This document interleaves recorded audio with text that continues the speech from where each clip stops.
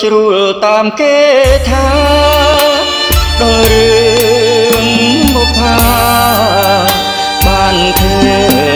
ញតបងេការរី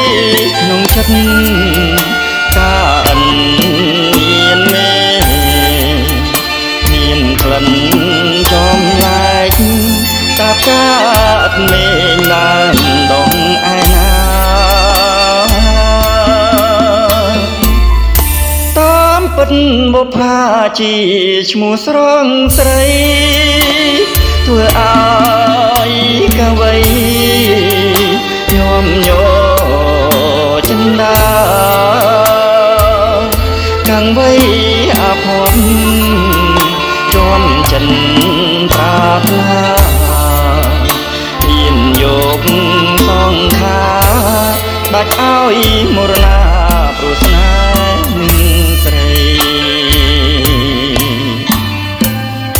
បងសូ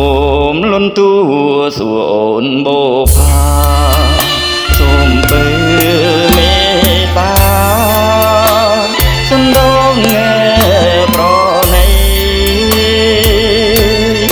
សូមអូនអាណិតដល់ចិនកវីទូរួម